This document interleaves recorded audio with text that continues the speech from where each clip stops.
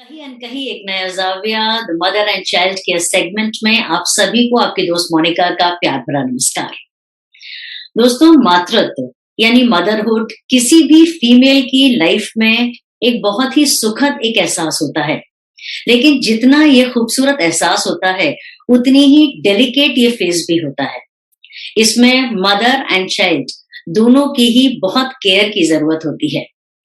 एक American poet थे, William Ross Wallace इन 1819। उन्होंने बहुत ही खूबसूरत सी पोएम कही थी कि the hand that rocks the cradle is the hand that rules the world. वो पोएम मुझे आज भी याद है क्योंकि वो हमने अपने कोर्स में पढ़ी थी। But when I look at that poem, I find कि वो पोएम कितनी कॉन्टेक्चुअल है, कितनी कंटेम्पररी है आज के टाइम में भी। It's a pleasure and it's an honour कि आज हमारा जो एक कोलैबोरेशन हुआ है, ये मदरहुड हॉस्पिटल से हुआ है, नोएडा से। और हमारे साथ में हैं doctor Tanveer Aujla and doctor Manisha Tomar. A slight brief about them. Dr. Tanveer Aujla is a senior obstetrician and a gynecologist with an experience of more than 20 years. She has completed her MBBS and MD in obstetrics and gynecology from the prestigious Government Medical College, Patiala in Punjab. With many successful VBAC, that is vaginal births after cesarean, cases to her credit, she believes in the philosophy that normal is normal. And that is something which really touched my heart. And thank you, doctor, for making it sound so normal, you know. And she encourages labor analgesia methods for the easy and comfortable birthing experience. So welcome, Dr. Tanveer, on the show. Dr. Manisha Tomar is also an obstetrician and a gynecologist with more than 15 years of work experience in the field of medicine. She has completed her MBBS and MD in obstetrics and gynecology from Jawaharlal Nehru Medical College, AMU, Aligarh. She has also done her DNB from Indraprasth Apollo Hospital, New Delhi. She is a very good listener, a very good counselor. She specializes in high-risk pregnancies, painless deliveries, adolescent and menopausal health issues, and preconception counseling and infertility. With such a huge pool of experience and such a versatile doctors here with me, so I would want to extend a warm welcome to both of you. Thank you very much for being on the show. And जो हम लोग अपना ये बातचीत करेंगे, ये हम लोग हिंदी में भी करेंगे और अंग्रेजी में भी करेंगे, so that we can reach out to a larger audience. So thank you once again on the show. So I would want to start from you, Dr. Tanveer. मैं आपसे पूछना चाहूंगी कि व्हाट इज एएनसी, जो antenatal care हम कहते हैं, कि what is ANC and why is it important? Antenatal care, जब एक वुमन प्रेग्नेंट होती है तो उसकी जो देखभाल, उसकी जो संभाल है, उस सारे स्पेक्ट्रम को हम एंटीनेटल केयर बोलते हैं। तो एंटीनेटल केयर में आपकी डॉक्टर्स की विजिट्स भी हो गई, जिनको हम एंटीनेटल केयर विजिट्स बोलते हैं। उसमें डाइट काउंसलिंग भी हो गई, उसमें फैमिली सपोर्ट भी हो गया, और उसमें आपको पेशेंट को बहुत ही अच्छे से मोटिवेट करना है कि किस तरीके से वो अपना बेहतर ख्याल रख सके, अपनी विजिट्स करा सके, जहां पे जरूरत है वहां पे स्कैन और अपने ब्लड टेस्ट अपना टाइमली कराए, और एक हेल्थ प्रोफेशनल के माध्यम से अपने डॉक्टर के साथ हमेशा टच में रहे, ताकि जब भी उसको कोई भी जरूरत पड़े तो she is in touch with her health department, चाहे वो गवर्नमेंट सेक्टर हो चाहे वो प्राइवेट सेक्टर हो, ताकि उसकी प्रेगनेंसी एक अनकॉम्प्लिकेटेड तरीके से हम, जो हमारा एक गोल होता है कि healthy mother and healthy baby के माइलस्टोन तक पहुंच सके, और she should have a good pleasant experience during the pregnancy, और एक हेल्दी बेबी को जब वो जन्म दे तब उसका जो गोल है, लक्ष्य है, वो पूरा हो जाए। आपने बहुत ही खूबसूरत सी एक बात बोली है कि दोनों को, मतलब मदर एंड चाइल्ड की कितनी देखभाल इसमें होनी चाहिए, और जितना उसको एक पॉजिटिव एनवायरनमेंट मिलेगा। मैं हमेशा इस चीज पे एम्फसाइज करती हूँ कि एक जो पॉजिटिव एनवायरनमेंट होता है, वो कहीं ना कहीं हमारी जो सोच है उसको तो इम्पैक्ट करता ही है, बट हमें भी मोटिवेट करता है कि हम अपने चारों तरफ का जो माहौल है उसको भी पॉजिटिव रख सकें। Thank you very much. So doctor Manisha, I would want to know from you कि जो हमारी रूटीन प्रेगनेंसीज होती हैं, इसमें कितनी एएनसीज होती हैं?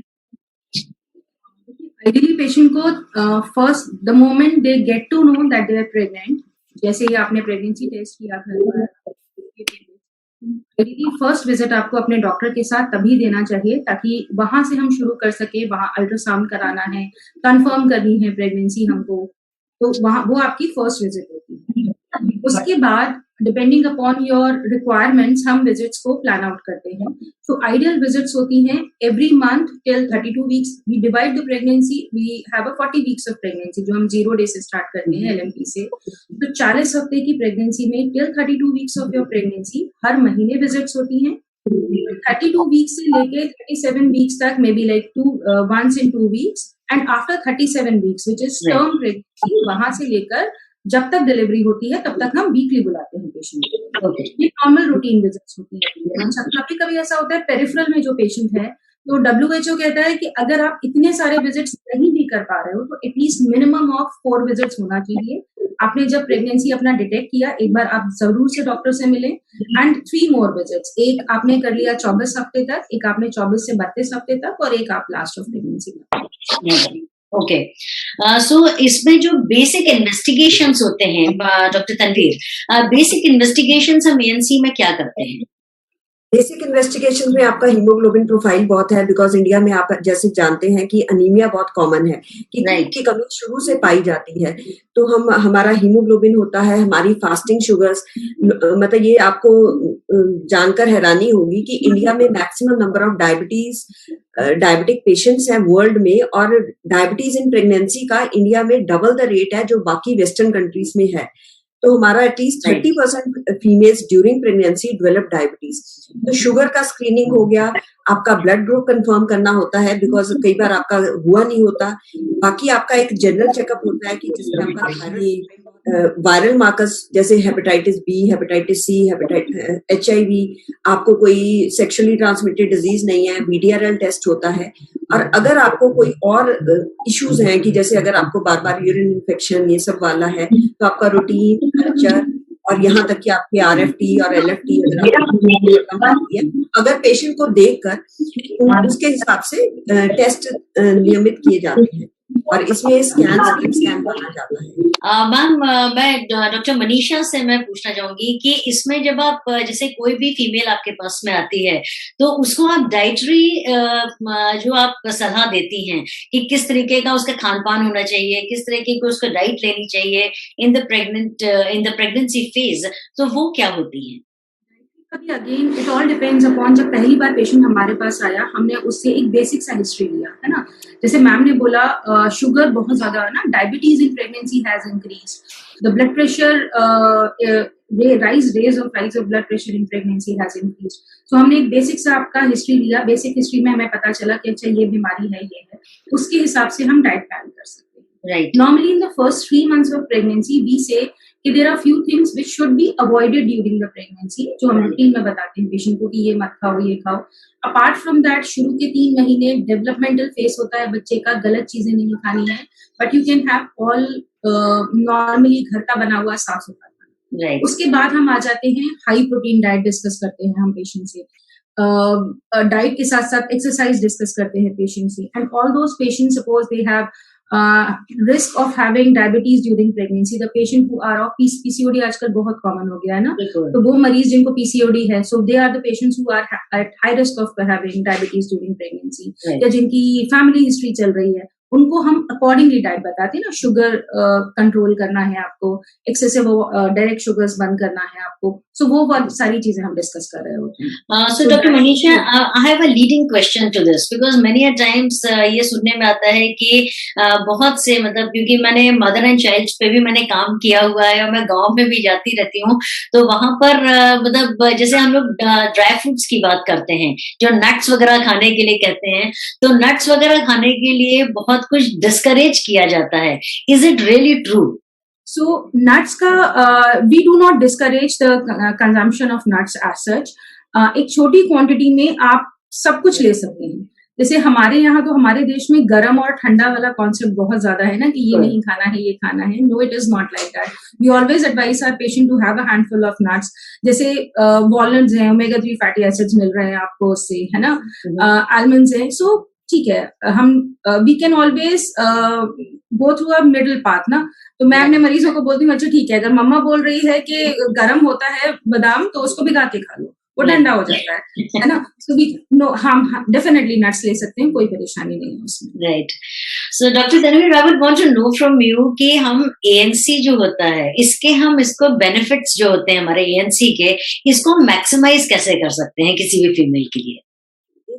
मतलब पब्लिक में अवेयरनेस क्रिएट करने की जरूरत है कि ANC essential part of the medical services है। लोगों को लगता है कि जैसे कि पहले भी तो बच्चे होते थे, बिना देखभाल के होते थे, और नॉर्मल खाना खाओगे, it is a natural procedure. ये बातें बिल्कुल सही है कि नेचुरल प्रोसीजर है, पर स्टिल हमें एक नेचुरल प्रोसीजर के लिए भी हमें गाइडेंस की जरूरत होती है। हमें मिथ्स एंड फैलेसीज से दूर रहना होता है। गांव में, रूरल एरियाज में बहुत ज्यादा कई बार मिथ्स एंड सुपरस्टिशंस की वजह से पेशेंट की हेल्थ इग्नोर की जाती है। तो वहां पे अगर हमें, ये एक वे है कि जहां हम अर्ली पिक कर सकते हैं कि कौन सी लेडीज, अगर अब अनीमिक है, अगर आप उसको आयरन सप्लीमेंटेशन नहीं दोगे तो वो एंड तक इतनी अनीमिक हो जाएगी कि उसकी डिलीवरी एक बहुत ही रिस्की प्रोसीजर बन जाएगा, because she might bleed and she might reach an ICU because she has blood so much. मतलब तो, और बेबी की ग्रोथ भी इम्पेयर होएगी। तो हमें ये लोगों में ये पहले तो ये क्लियर करना है कि ये कोई फैड या ये कोई फैशन नहीं है डॉक्टर के पास जाना। ये एक essential part of the services है, और ये एक एंटीनेटल केयर की विमेन की जरूरत है। दूसरा, जब विमेन आके हमसे कनेक्ट होती है, बहुत सारे इश्यूज जो वो अपने हस्बैंड फैमिली से नहीं शेयर करती, she tells us about her past history, she tells us about any infection she has. और फिर उनकी जो घर का एनवायरनमेंट होता है, डाइट के बारे में बहुत लोगों को लगता है घी दे दिया तो मतलब पूरी डाइट उनके सफिशिएंट हो गई। तो फ्रूट्स का, वेजिटेबल्स का, सैलड्स का बहुत कंसेप्ट पुअर है कि आलू की सब्जी पूरी हो गई तो आपका खाना अच्छा हो गया। तो आपको ये सारी उनके भ्रम भी तोड़ने होते हैं, आपको उनको कनेक्ट करना होता है to a good diet. And yes, जो टेस्ट एसेंशियल है, पहले इतने मेलफॉर्म बच्चे पैदा होते थे तो पेशेंट की पूरे 9 महीने की जर्नी खराब हो जाती थी। आजकल जब हमारे पास स्कैन है जिससे हम जल्दी पता कर सकते हैं अगर बच्चे में कोई डिफेक्ट है, and we have ways of terminating those pregnancies, तो हम पेशेंट को बहुत सारे मेंटल इमोशनल ट्रॉमा से बचाते हैं। और कई पेशेंट्स ऐसे होते हैं जो आज तक कभी हेल्थ केयर में नहीं गए होते, तो पहली बार प्रेगनेंसी में पता चलता है कि वो थायराइड के मरीज हैं, वो हार्ट पेशेंट है, या उनको किडनी का कोई प्रॉब्लम है। तो इन अ वे ये पेशेंट का पहला चेकअप होता है जिसमें बहुत सारी उनकी बीमारियां जो वैसे होती है और उनको पता नहीं होता, वो अनर्थ होती है, मतलब हम उनको सामने आती है वो। Right. Doctor Manisha, I would want to know from you कि कई बार मतलब मैंने बहुत सी फीमेल्स से जिनसे मैं इंटरव्यू इनको करती रहती हूँ time to time, and they are in the pregnancy phase. तो वो एक चीज के बारे में बोलती हैं कि जब भी वो आयरन फॉलिक एसिड टैबलेट्स लेती हैं, आईएफए टैबलेट्स लेती हैं, तो उनको कॉन्स्टिपेशन होता है, उनको कॉन्स्टिपेशन होता है, and because of that constipation they discontinue the usage of those tablets.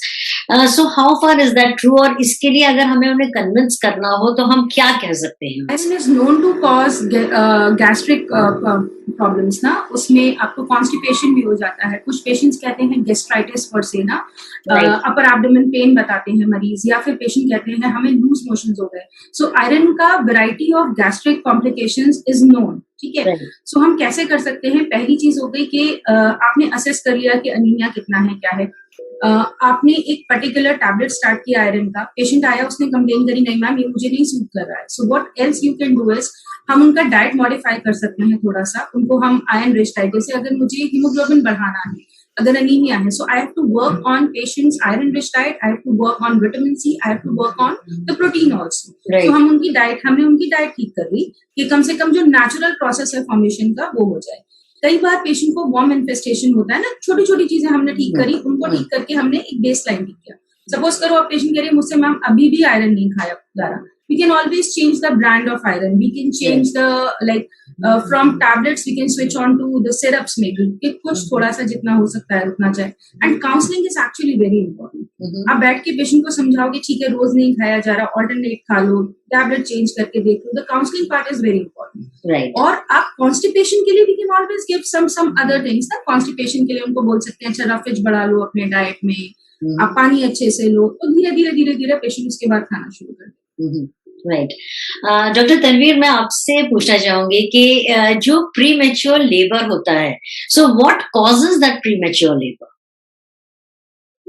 और का बहुत सारे मतलब मल्टीफैक्टोरियल कॉजेज हैं, पर अगर हम लेमैन को समझाना है और सिंपल है, एक तो अगर आपका previous history of pre term labour है, that becomes a very high risk factor. तो अगली प्रेगनेंसी में ऐसे पेशेंट्स की हम सर्वाइकल लेंथ मेजर करते हैं। सर्विक्स जो नीचे का हिस्सा होता है, जो यूट्रस को बंद रखता है, प्रेगनेंसी को होल्ड करता है, तो कईयों की वो सर्विक्स की लेंथ शॉर्ट होती है या वो इनकॉम्पिटेंट होता है, मतलब वो इतना लूज होता है कि उसकी स्ट्रेंथ और टोन कम होती है कि वो अपने आप डायलेट होना शुरू हो जाता है टाइम से पहले, कि हो सकता है वो 24-26 हफ्ते पे ही डायलेट होना शुरू हो जाए।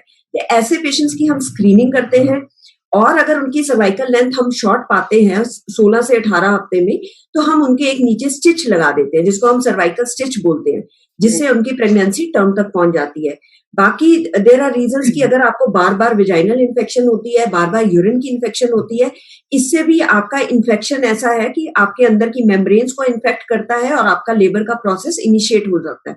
तो ऐसे केसेस में हम उनका यूरिन रूटीन कल्चर करवाते रहते हैं, उनकी विजाइनल इन्फेक्शंस को दूर करते रहते हैं, उनको अंदर रखने वाली टैबलेट्स का कोर्स देते हैं और उनको एंटीबायोटिक्स का कोर्स देते हैं। और कुछ हमारे पास आजकल प्रोजेस्टेरोन सप्लीमेंट्स हैं, जिनका वीकली इंजेक्शन हम लगाते हैं या उनकी टैबलेट्स हम देते हैं, जिससे हम कोशिश कर सकते हैं कि प्री मैच्योर लेबर टाइम तक पहुंच जाए। राइट। डॉक्टर मनीषा, मैं आपसे पूछना चाहूंगी कि जो जैसे कोविड-19 का हमारा सिनेरियो चल रहा है, इस केस में जो वैक्सीनेशन है फॉर प्रेग्नेंट फीमेल्स, सो अगर मान लीजिए कि कोई प्रेग्नेंट फीमेल है जो कि कोविड पॉजिटिव हो गई है, ठीक है, तो उसको आप क्या रिकमेंड करती हैं, क्या काउंसल करती हैं उसको? वैक्सीनेशन जो कोविड-19 का हम लोग एडवाइस कर रहे हैं पेशेंट को, वो हम गवर्नमेंट गाइडलाइंस के अकॉर्डिंग ही एडवाइस कर रहे हैं। So according to the government guidelines, initially a phase came जब हमने कहा कि नहीं, प्रेग्नेंट पेशेंट्स को कोविड-19 का वैक्सीनेशन नहीं लगना है, but eventually we came down to कि हाँ, हम वैक्सीनेट कर सकते हैं। Right. So even if you have been infected, क्योंकि अभी आपने देखा होगा ना, ओमिक्रॉन आ रहा है, डिफरेंट वेराइटीज आ रही है ना, राइट। चेंज हो रहे हैं। सो even if you have been infected once, it is better to complete your vaccination of COVID-19. Vaccination for that. Ma'am, Dr. Tanveer, one last question to you is that हम लोग के वो क्या special warning science होते हैं pregnancy के दौरान, जिनको कि इग्नोर नहीं किया जाना चाहिए और जिसमें कि एक लेमैन भी उन प्रेगनेंसी वार्निंग्स को कैच कर सके एंड टाइमली एक्शन ले सके? ट्राइमेस्टर वाइज जैसे हम तिमाही 3 तिमाहियां होती हैं, तो फर्स्ट ट्राइमेस्टर में इंपॉर्टेंट है कि आपको एक लेवल तक नोजिया वॉमिटिंग तो एक्सेप्टेड है, पर अगर आपको बहुत ज्यादा नोजिया वॉमिटिंग हो रहा है, तो हमें कई बार देखना होता है कि आपकी कोई मोलर प्रेगनेंसी तो नहीं है, ट्विन प्रेगनेंसी तो नहीं है, या आपके गॉल ब्लैडर में स्टोन्स तो नहीं है। तो बहुत ज्यादा एक्सेसिव नोजिया वॉमिटिंग में मतलब आपको डॉक्टर को मिलना इंपॉर्टेंट है। देन आपके हल्का फुल्का पेन हम एक्सेप्ट करते हैं कि प्रेगनेंसी में जब यूट्रस एक्सपैंड होता है तो एक खिंचाव महसूस होता है, पर अगर आपको बहुत ज्यादा पेन हो रही है और आपको लग रहा है कि आप बेहोश हो रहे हैं, आपको चक्कर आ रहे हैं, तो ये एक्टोपिक प्रेगनेंसी भी हो सकती है, जिसमें वो प्रेगनेंसी हो सकता है ट्यूब में डेवलप हो रही हो। तो ऐसे केस में भी डॉक्टर के पास जाना इंपॉर्टेंट है। देन ब्लीडिंग अगर किसी की तरह की होती है, तो it is a warning sign of abortion. आप जल्दी आ जाओगे तो हम उस एबॉर्शन को होने से बचा सकते हैं इंजेक्शन सपोर्ट देकर। लेट आओगे तो फिर आपकी प्रेगनेंसी वेस्ट हो सकती है। देन सेकेंड ट्राइमेस्टर में मोस्टली आपका एब्रप्शन का डर रहता है। वही अगर आपका सर्विक्स छोटा है, हम पाते हैं, तो स्टिच लगाने का वो आइडियल टाइम है, नहीं तो आपकी सेकेंड ट्राइमेस्टर एबॉर्शन हो सकता है। बाकी थ्रू आउट प्रेगनेंसी हमें किसी भी तरीके की इन्फेक्शन से बचना है, वायरल, कोविड, मतलब हमें ये सब प्रोटोकॉल्स तो रखने हैं कि इन्फेक्टेड लोगों के कांटेक्ट में कम आए। हाई ग्रेड फीवर से इज अ वार्निंग साइन। और एंड लास्ट ट्राइमेस्टर में इंपॉर्टेंट है कि बेबी मूवमेंट्स को बहुत अच्छे से आप ध्यान दें। अगर आपका बीपी बढ़ता है तो आपके पैर सूज जाएंगे, आपको हेडेक रहेगा, आपके यहाँ पे जहाँ पे लिवर वाली जगह होती है वहां पे पेन शुरू हो सकता है और आपको आंखों से धुंधला दिखाई देता है। ये वार्निंग साइन है कि आपका बीपी बहुत हाई है। और आपकी शुगर्स वगैरह तो हम चेक करते रहते हैं, पर अगर आपको लग रहा है कि आपको बार बार यूरिन आ रहा है और आपको बार बार प्यास लग रही है और आपका पेट में पानी जरूरत से ज्यादा भर रहा है अल्ट्रासाउंड में, तो it is a sign of diabetes also. तो ऐसे सिम्टम्स वगैरह में आपको डॉक्टर के पास जरूर पहुंचना है। Thank you so much, Dr. Tanveer and Dr. Manisha for being on the show. It was wonderful interacting with you और आपने इतनी जो महत्वपूर्ण बातें बताई हैं, इतनी important जो बातें बताई हैं, I'm sure the audience are definitely going to benefit from this. And thank you once again. And from the entire team of Kahi and Kahi Ek Naya Zaviya, I would like to thank you and for being on the show. Thank you so much.